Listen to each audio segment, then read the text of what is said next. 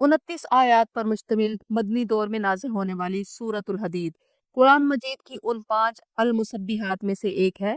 जो सब्बाह लिल्लाहि या युसब्बिहु लिल्लाहि से शुरू होती हैं। और रसूल अल्लाह सल्लल्लाहु अलैहि वसल्लम रात को सोने से पहले ये मुसब्बिहात पढ़ा करते थे। सूरत का नाम अल हदीद रखा गया जिसका मतलब है लोहा, जो इस सूरत की 25वीं आयत मुबारक में बयान किया गया कि हमने लोहा उतारा जिसमें सख्त कुव्वत और लोगों के लिए फायदे हैं। सूरतुल हदीद उस वक्त नाजिल हुई जब मदीना में इस्लामी रियासत कायम हो चुकी थी और मुसलमान मुआशरे की तश्कील हो रही थी। उस वक्त मुसलमानों को माली कुर्बानियों की जरूरत थी, इसलिए ईमान वालों को अल्लाह की राह में खर्च करने की खसूसी तरगीब दी गई। मुनाफिकीन मुसलमानों को अल्लाह की राह में खर्च करने से रोकते थे, उनकी मजम्मत की गई और कुछ मुसलमान दुनियावी जिंदगी और इसकी जीनत में मगन हो रहे थे, जिससे बिलखसूस नए मुसलमान होने वालों की सफ़ों में जोश जहाद, ज़ौक़ शहादत और जज्बा इन्फाक में कमी हो रही थी। तो अल्लाह की तरफ से उन्हें खबरदार किया गया और दुनिया की आर्जी जिंदगी और आखिरत की अबदी जिंदगी का मवाजना पेश किया गया। सूरतुल हदीद अल्लाह की हम्दो सना से शुरू होती है कि कायनात की हर चीज अल्लाह की तस्बीह बयान कर रही है। अल्लाह जबरदस्त है और अपने तमाम मखलूकात पर गालिब है। आसमानों और जमीन की बादशाहत उसी के लिए है। जिंदगी और मौत उसी के हाथ पे है और वो हर चीज पर कुदरत रखता है। सूरतुल हदीद की आयत नंबर 3 में अल्लाह ताला की सफात का जिक्र इंतहाई जामे अंदाज में किया गया कि अल्लाह ही अव्वल है, वही आखिर है, वही जाहिर है और वही बातिन है, यानी वो हर जमा और मकां है। कायनात की तख्लीक से पहले भी वो मौजूद था। कायनात के फना होने के बाद सिर्फ अल्लाह जुल जलाली वल इकराम रहेगा। जब कुछ नहीं रहेगा तो अल्लाह उस वक्त भी मौजूद होगा। इस अव्वल और आखिर के दरमियान अल्लाह जाहिर भी है और बातिन भी।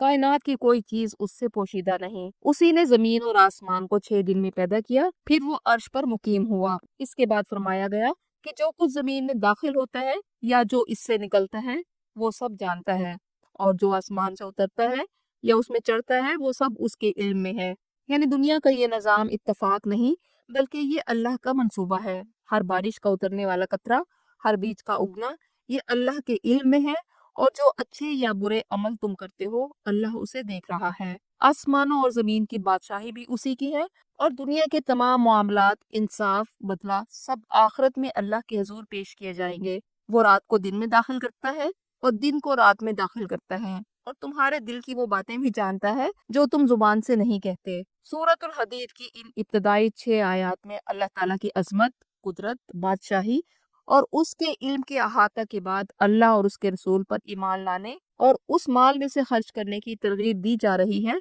जिसका अल्लाह ने इंसान को नाइब बनाया। मुसलमानों को अमली ईमान की दावत दी गई कि सिर्फ जुबान से इकरार नहीं बल्कि अल्लाह के दिए उस माल में से खर्च करो जिसका तुम्हें अल्लाह ने अमानतदार बनाया, और जो ऐसा करेंगे उनके लिए अल्लाह के यहाँ बड़ा अजर है। इसके बाद तंबीह की जा रही है, और तुम्हें क्या हो गया है कि तुम अल्लाह पर ईमान नहीं लाते, हालांकि अल्लाह का रसूल तुम्हें तुम्हारे रब पर ईमान लाने की दावत दे रहे हैं और अल्लाह तुमसे अहद भी ले चुका। यानी इशारा है उस अहद की तरफ जब अल्लाह ने तमाम रूहों से पूछा, अलस्तु बिरब्बिकुम, तो सबने जवाब में कहा, बला, हाँ, आप ही हमारे रब हैं। अगर तुम मोमिन हो तो अल्लाह से किए गए अपने वादों का लिहाज करो। अल्लाह ही तो है जिसने अपने बंदे यानी मोहम्मद सल्लल्लाहु अलैहि वसल्लम पर वाज़े आयात नाजिल की ताकि तुम्हें अंधेरों से निकाल कर रोशनी की तरफ ले आए, और कुरान वो रोशनी है जो इंसान को अंधेरे रास्तों से हदायत की तरफ ले जाती है। अल्लाह फिर तंबीह करते हैं कि तुम्हें क्या हो गया है कि तुम अल्लाह की राह में खर्च नहीं करते, हालांकि आसमानों और जमीन की मेरास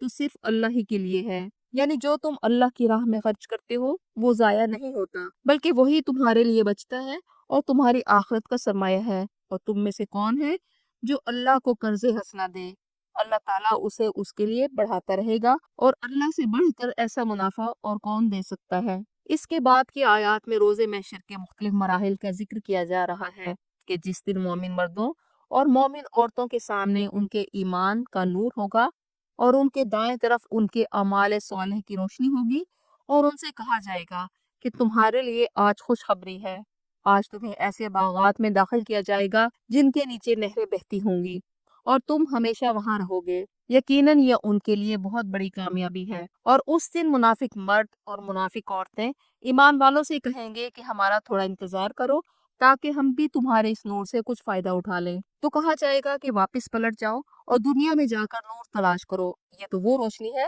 جو یہ نیک لوگ دنیا سے کما کر لائے، اور اگر کسی کو یہ روشنی چاہیے تو اسے واپس دنیا میں جانا ہوگا جس کا اب کوئی امکان نہیں۔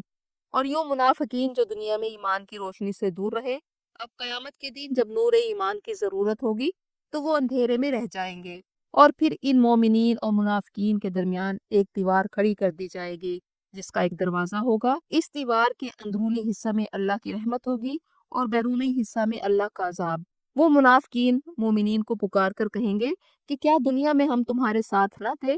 یعنی ہم بھی تمہارے ساتھ ہر عبادات اور معاملات میں شریک ہوتے تھے؟ تو مومنین جواب دیں گے کہ تم ہمارے ساتھ تو تھے، لیکن تم نے خود کو اپنے ہی ہاتھوں فتنے میں ڈال لیا تھا، اور تمہیں تمہارے دنیاوی خواہشات اور شیطان نے اللہ کے بارے میں دھوکے میں ڈالے رکھا، یہاں تک کہ اللہ کا حکم آ گیا۔ تو آج کے دن نہ ہی منافقین سے اور نہ ہی کافروں سے کوئی فدیہ قبول کیا جائے گا، اب تمہارا ٹھکانہ دوزخ ہے جو بہت برا ٹھکانہ ہے۔ سورۃ الحدید کی آیت نمبر 16 میں اللہ تعالیٰ اہل ایمان کو جھنجھوڑتے ہیں اور پوچھتے ہیں کہ کیا ابھی ایمان والوں کے لیے وقت نہیں آیا کہ ان کے دل اللہ کے ذکر سے نرم ہو جائیں اور اس حق کے سامنے جھک جائیں جو ان پر نازل ہوا؟ یعنی کیا مومنین کے لیے وہ وقت ابھی نہیں آیا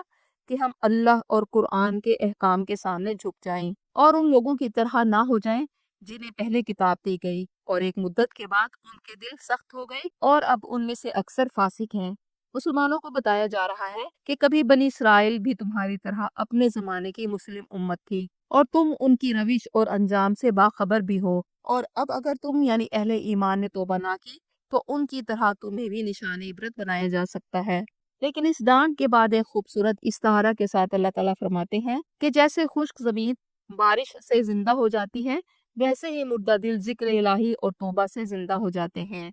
اور یہ آیات اللہ تعالیٰ اس لیے بیان فرماتا ہے تاکہ تم عقل سے کام لو۔ آیت نمبر 18 میں اللہ تعالیٰ پھر انفاق فی سبیل اللہ کی ترغیب دیتے ہیں کہ یقیناً جو مرد اور عورتیں اللہ کی راہ میں دیتے ہیں اور اچھا قرض دیتے ہیں، اللہ ان کا اجر بڑھا دے گا، اور اللہ نے ان کے لیے عزت کا انعام بھی تیار کر رکھا ہے۔ یعنی جو خرچ اللہ کے دین کی حفاظت اور اس کی نشر و اشاعت کے لیے کیا جائے، اللہ اسے اپنے ذمہ قرض قرار دیتا ہے جسے وہ بڑھا کر واپس کرے گا۔ اور جو لوگ اللہ اور اس کے رسولوں پر ایمان لائے وہی اپنے رب کے نزدیک سچے اور شہید ہیں، انہیں اللہ کے ہاں اجر بھی ملے گا اور نور بھی، اور یہی وہ نور ہوگا جو انہیں پل صراط پار کرنے میں مدد دے گا۔ اور اس کے برعکس جن لوگوں نے کفر کیا اور ہماری آیات کو جھٹلایا تو وہی لوگ دوزخ والے ہوں گے۔ اور جان لو یہ دنیا کی زندگی ایک کھیل اور تماشے کے سوا کچھ نہیں، آپس میں فخر جتلانا اور مال اور دولت میں ایک دوسرے سے بڑھ جانا کچھ نہیں۔ دنیا کے سب رنگ، دولت، شہرت عارضی ہے، اور انسانی زندگی کی مثال ایسی ہے جیسے بارش برسنے پر کھیتی اگتی ہے تو کسان کو اچھی لگتی ہے، اور پوری قوت پر آنے کے بعد کھیتی زرد ہو کر چور چور ہو جاتی ہے۔ اسی طرح انسان کے بچپن سے بڑھاپے تک کے مدارج ہے۔ تمہاری اصل زندگی آخرت کی زندگی ہے، جہاں یا اللہ کی طرف سے شدید عذاب ہے یا اس کی طرف سے مغفرت اور اس کی رضا ہے، اور یہ دنیا کی زندگی سوائے دھوکہ کے کچھ نہیں۔ تم اپنے رب کی مغفرت اور اس جنت کی طرف دوڑو جس کی وسعت آسمانوں اور زمین جیسی ہے، اور یہ جنت ان لوگوں کے لیے تیار کی گئی ہے جو اللہ اور اس کے رسولوں پر ایمان لائے، اور یہ اللہ کا فضل ہے، جس کو بھی وہ چاہے گا دے دے گا، اور اللہ بہت بڑے فضل والا ہے۔ آیت نمبر 22 میں دنیاوی زندگی میں پیش آنے والی مشکلات کو قابل برداشت بنانے کا نسخہ بتایا جا رہا ہے کہ زمین میں یا تمہاری جانوں میں کوئی مصیبت نہیں آتی مگر وہ سب ایک کتاب میں لکھی جا چکی ہے اس سے پہلے کہ ہم اسے ظاہر کریں۔ یعنی انسان پر اگر کوئی مصیبت، بیماری یا حادثے کی شکل میں آئے، یا آفاقی مصیبت یعنی سیلاب، زلزلے، طوفانی بارش کی شکل میں آئے، اس تکلیف کی تمام تفصیل پہلے سے اللہ کے علم قدیم میں ہوتی ہے، اور یہ اللہ کے لیے بہت آسان ہے۔ پوری کائنات کی ہر چیز کا احاطہ کرنا اس کے لیے کچھ مشکل نہیں، اور یہ بات تم لوگوں کو اس لیے بتائی جا رہی ہے تاکہ اگر کچھ تمہارے ہاتھ سے چلا گیا اس پر افسوس نہ کرو، اور جو تمہیں اللہ کی طرف سے دیا گیا اس پر فخر نہ کرو، کیونکہ اللہ فخر کرنے اور اترانے والے کو پسند نہیں فرماتا۔ اور جو لوگ بخل اور کنجوسی سے کام لیتے ہیں اور دوسروں کو بھی بخل کا مشورہ دیتے ہیں، وہ جان لے کہ جو کوئی منہ موڑے گا اللہ اس سے بے نیاز ہے، کیونکہ اللہ خود غنی اور حمید ہے۔ آیت نمبر 25 میں اللہ نے دنیا میں نبیوں کو بھیجنے کا مقصد بتایا کہ ہم نے رسولوں کو واضح دلائل کے ساتھ بھیجا۔ تمام انبیاء ایک مقصد لے کر آئے اور وہ ہے انصاف کا قیام، اور ہم نے لوحہ نازل کیا جس میں سختی اور فائدہ دونوں موجود ہیں، تاکہ اللہ تعالیٰ جانچ لے کہ کون اس کی اور اس کے رسول کی مدد کرتا ہے۔ یعنی نظام عدل کے لیے ضروری ہے کہ صرف علم نہیں بلکہ قوت کے ساتھ عدل قائم کرو، اور باطل کے مقابلہ کے لیے مطلوبہ قوت اور طاقت تیار رکھیں۔ اس کے بعد اللہ تعالیٰ سورۃ الحدید میں سابقہ امتوں کا ذکر فرماتے ہیں کہ ہم نے نوح اور ابراہیم کو بھیجا اور نبوت کی برکت انہی کی نسل میں رہی، لیکن انسانوں میں ہمیشہ دو گروہ رہے، کچھ ہدایت والے اور کچھ نافرمان۔ حضرت نوح اور ابراہیم کے بعد ہم نے اپنے رسول عیسیٰ ابن مریم کو انجیل دے کر بھیجا، اور جن لوگوں نے ان کی پیروی کی ان کے دلوں میں نرمی اور رحمت رکھی، لیکن رہبانیت کی بدعت انہوں نے خود ایجاد کی، ہم نے رہبانیت ان پر فرض نہ کی تھی۔ اللہ کی رضا کے لیے دنیا ترک کر دینا ان کا اپنا فعل تھا، اور اسے اختیار کرنے والے پھر اس کا حق بھی ادا نہ کر سکے، اور ان میں سے جو ایمان لے آئے ہم نے انہیں ان کا اجر دے دیا، لیکن ان میں سے اکثر فاسق ہیں۔ سورۃ الحدید کی آخری 2 آیات میں اہل ایمان سے کہا جا رہا ہے کہ اللہ کا تقوی اختیار کرو اور اس کے رسول پر اس طرح ایمان لاؤ جیسا کہ ایمان لانے کا حق ہے، تو اللہ تمہیں اپنی رحمت سے دگنا اجر دے گا اور ایسا نور عطا کرے گا جس کے ساتھ تم چل سکو گے۔ یعنی اگر تم نے اپنا ایمان پختہ کر لیا تو اللہ ایسی روشنی عطا فرمائے گا جس کی رہنمائی میں منزل سے بھٹکنے کا امکان نہیں رہے گا، اور اللہ تمہیں بخش دے گا اور وہ غفور الرحیم ہے۔ سورۃ الحدید کی آخری آیت میں فرمایا گیا کہ ہدایت، فضل اور ایمان صرف اللہ کے اختیار میں ہے، اور اہل کتاب کو دعوت دی گئی کہ وہ اللہ کا فضل حاصل کرنا چاہتے ہیں تو نبی کریم صلی اللہ علیہ وآلہ وسلم پر ایمان لے آئیں